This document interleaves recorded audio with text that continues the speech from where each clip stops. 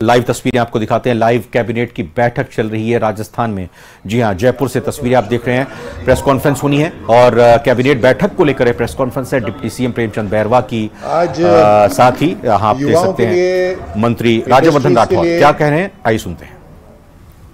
साधारण नागरिकों के लिए बहुत बड़े निर्णय लिए गए हैं। कैबिनेट ने आज ये निर्णय लिया है कि राजस्थान पूरी तरह से बिजली उत्पादन के लिए आत्मनिर्भर बन जाए और उसके लिए तकरीबन 2.25 लाख करोड़ के इन्वेस्टमेंट एमओयू हो चुके हैं और अभी जो निर्णय लिया गया आज कैबिनेट में उससे तकरीबन 2 लाख करोड़ के इन्वेस्टमेंट और आएंगे। इसमें सौर ऊर्जा के लिए नई टेक्निक का इस्तेमाल हो, जहां पर मेगावाट 3 एकड़ नहीं बल्कि मात्र 2.5 एकड़ के अंदर पर मेगावाट का उत्पादन होगा और जो जमीन दी जाएगी वो डीएलसी रेट पे 7.5% पे दी जाएगी, जो पहले 5% पे दी जाती थी। इससे रेवेन्यू जनरेशन भी होगा और साथ साथ हर एमओयू जो होगा उसके अंदर यह तय होगा कि जो भी बिजली उत्पादन कर रहे हैं यहां पर वो राजस्थान को प्राथमिकता से बिजली देंगे। दूसरा बड़ा निर्णय एयरपोर्ट की एविएशन पॉलिसी के अंदर लिया गया है, नागरिक उड्डयन पॉलिसी में लिया गया है, जिसमें राजस्थान के कई ऐसे एयरपोर्ट तो नहीं कहूंगा, जो हवाई पट्टियां हैं जो इस्तेमाल नहीं हो रही, उन सभी हवाई पट्टियों को सर्विसेबल बनाया जाएगा। वहां पर एयरपोर्ट तैयार कराए जाएंगे। एयरपोर्ट्स का एक्सपेंशन होगा। कुछ जगह जहां एयरपोर्ट नहीं है वहां ग्रीनफील्ड एयरपोर्ट बनाया जाएगा, यानी बिल्कुल शुरुआती तौर से वहां एक नया एयरपोर्ट बनाया जाएगा। वो जगह है कोटा, जहां पर तकरीबन अगस्त में एमओयू हो जाएगा और पूरा ग्रीनफील्ड एयरपोर्ट वहां पे तैयार होगा। कई जगह ऐसी हैं जहां पर एक्सपेंशन होगा एयरपोर्ट्स का। युवाओं के लिए खास तौर से अच्छी खबर है कि हम फ्लाइंग स्कूल्स राजस्थान के अंदर खोल रहे हैं।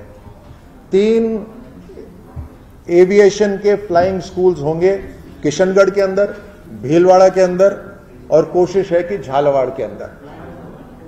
उसी के साथ राजस्थान के अंदर, वापस से मैं कहता हूं, किशनगढ़, भीलवाड़ा और झालावाड़, यहां फ्लाइंग स्कूल्स, एविएशन के फ्लाइंग स्कूल्स यहां पर खोले जाएंगे। उससे एम्प्लॉयमेंट जनरेशन होगा। जो एयरपोर्ट्स नए बन रहे हैं उससे एम्प्लॉयमेंट जनरेशन होगा।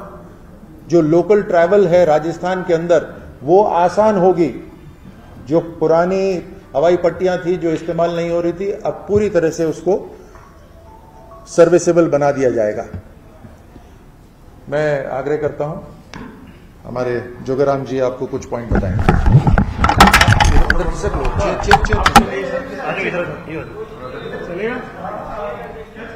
मित्रों, सबसे पहले तो आपका अभिनंदन और स्वागत। एक विषय काफी दिनों से जब यहाँ बैठते आप लोग प्रश्न करते, गांधी वाटिका में क्या होगा। आप सबकी जानकारी के अनुसार और आप सबके नॉलेज के अनुसार हमारे गांधी जी का जो दर्शन है, गांधी जी के जो सिद्धांत है, गांधी जी के जो उपदेश है, गांधी जी के जो हमारे कृत्य रहे हैं और गांधी जी ने इस देश के लिए राम राज्य की जो कल्पना की उसको इसी तरह निरंतर जारी रखा जाएगा। उसमें किसी तरह की कोई कमी पेशी नहीं की जाएगी। गांधी संग्रहालय के नाम से, गांधी वाटिका के नाम से जो संग्रहालय स्थापित हुआ है, वो संग्रहालय इसी तरह से अपना काम करता रहेगा। उसमें जो भी गांधी जी के सिद्धांत है, गांधी जी के दर्शन है, गांधी जी ने अपने जीवन काल में जो हमको उपदेश दिए, या गांधी जी का खुद का चरित्र इतना बढ़िया था जिसको हमको अपनाना चाहिए, राम राज्य की स्थापना से संबंधित लेकर या जो भी लेकर। परंतु उसके संबंध में जो गांधी वाटिका न्यास जयपुर अधिनियम 2023 बनाया गया था, हो सकता है उसके पीछे कुछ उद्देश्य रहे हों। उसमें सबसे डिफेक्टिव प्रोविजन बन गए थे। और डिफेक्टिव प्रोविजन ये बन गए थे कि एक तो उपाध्यक्ष को इतने असीमित पावर दे दिए गए थे और उसके हटाने का कोई प्रोविजन नहीं थी। तो ये पाया गया कि अध्यक्ष के रहते हुए उपाध्यक्ष को इतने असीमित पावर देना या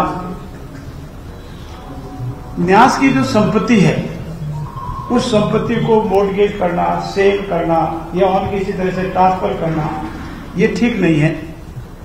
इसलिए अनेक पहलुओं पर विचार करने के उपरांत ये पाया कि हमारा जो संग्रहालय है या जो गांधी वाटिका इसे चलती रहे, जिस उद्देश्य से बनाया उसकी पूर्ति निरंतर होती रहे। लेकिन ये ट्रस्ट के नाम से जो अधिनियम बनाया इसमें जो डिफेक्ट रह गया है ये ठीक नहीं है। इसे भविष्य की आवश्यकता के अनुसार, ट्रस्ट के और उद्देश्य के अनुसार और इसमें बढ़ोतरी के लेकर के और जिस भावना से ट्रस्ट को बनाया उस भावना को और आगे बढ़ा दें। मात्र इस अधिनियम को आज रिपीट किया गया है, किसी सहमति दी गई है कि इस अधिनियम को समाप्त किया जाता है। सरकार इस वाटिका को इसी तरह चलाती रहेगी, जिस उद्देश्य से बनाया गया वो निरंतर जारी रहेगा।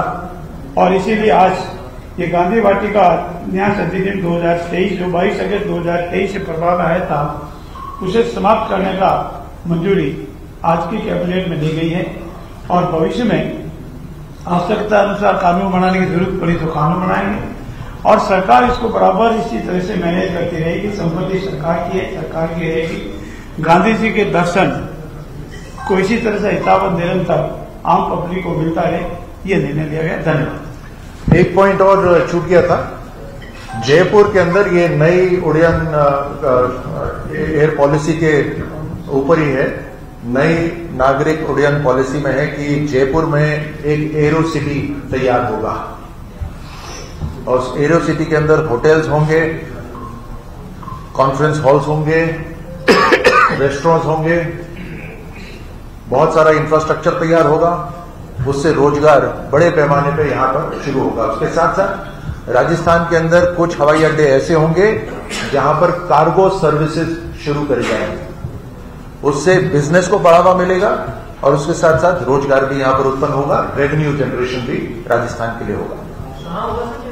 जयपुर एरो सिटी एयरपोर्ट के बिल्कुल साथ में होगा। एयरपोर्ट बनेंगे, ये गवर्नमेंट के साथ सीपीपी मोड पे बनेंगे या गवर्नमेंट इनके ऊपर पूरा पैसा लगाएगी, क्या रहेगा इसके अंदर? एविएशन अथॉरिटी ऑफ इंडिया के साथ, एयरपोर्ट्स अथॉरिटी ऑफ इंडिया के साथ मिलकर इसको काम करेंगे, जिसके अंदर राजस्थान सरकार अपनी तरफ से पूंजी निवेश करेगी।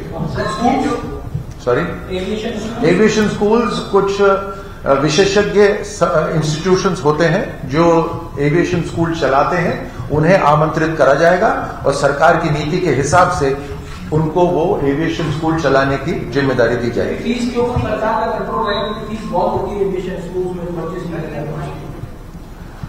एविएशन स्कूल की डिटेल्स जो है वो बाद में आप सबके साथ हम शेयर कर पाएंगे, लेकिन इतना जरूर है कि राजस्थान में एविएशन स्कूल नहीं थे, लेकिन अब हम एविएशन स्कूल खोलेंगे। कोटा में जो एयरपोर्ट बनेगा, जो पहले चुनने की थी जगह मोदी के पास में, वही होगी या झालावाड़ में वसुंधरा सरकार के टाइम झालावाड़ रोड की थी कोटा जगह का तो अभी मैं आपको जानकारी नहीं दे सकता, लेकिन ग्रीन फील्ड एयरपोर्ट है, यानी कोई पुरानी जो पट्टी है उससे नहीं, बिल्कुल नए सिरे से एयरपोर्ट शुरू होगा। पहले राजस्थान की रिक्वायरमेंट कैटर करनी होगी, तो उसके लिए कोई कॉम्पिटिटिव रेट्स रखी जाएगी या कोई अपर कैप लगा दी जाएगी? जैसे आईएएच पे तो 10 रुपए पर यूनिट से ऊपर की रेट बनाई होती है।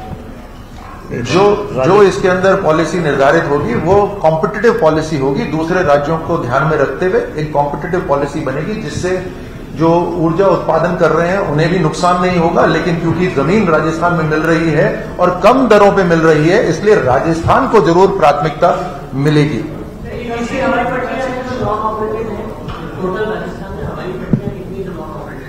उसका डिटेल आपको एविएशन मिनिस्ट्री से, डिपार्टमेंट से मिल जाएगा।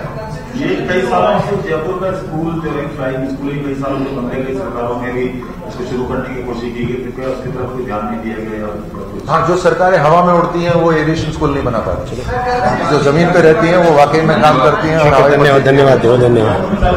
जयपुर में हम शुरू करेंगे। के बेरोजगारी भत्ता जो है उसका 500 करोड़ रुपया बाकी है और 1 लाख से ज्यादा एप्लीकेशन पेंडिंग है। क्या इसके ऊपर भी कोई आज विचार किया गया है?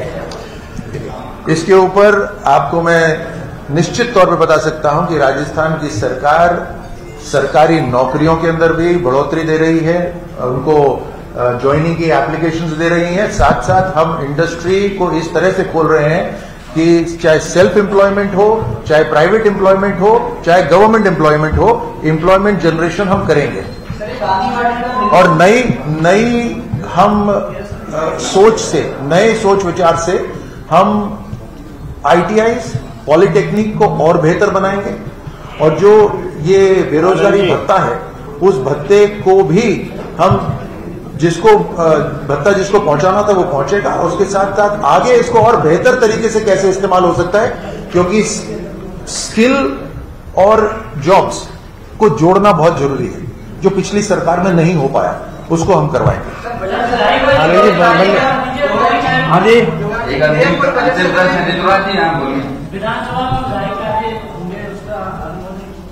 देखिए, विधानसभा में जो भी कार्य होते हैं हमारी सलाहकार समिति के निर्णय के उपरांत हम बैठ सकते हैं। आज हमारी सलाहकार समिति की बैठक है 5 बजे और सलाहकार समिति की बैठक के उपरांत जो कार्य 3 तारीख को, 4 तारीख को या संभावित जो बजट आने वाला है 10 तारीख को, 10 जुलाई को, उसके बारे में बता पाएंगे, क्योंकि सलाहकार समिति का निर्णय ही सर्वोपरि होता है, वही निर्णय ले पाती है। और साथ तक संभावना है बजट 10 जुलाई 2024 को राजस्थान की विधानसभा में आने वाला। धन्यवाद। वैसा गांधी वाटिका कब से शुरू करेंगे? गहलोत साहब और गांधी की मुलाकात हुई थी तो गहलोत साहब ये बताया कब से? गांधी वाटिका अपने कार्य को निरंतर रखेगी। उसके भवन निर्माण का कार्य करीब पूर्ण हो चुका है।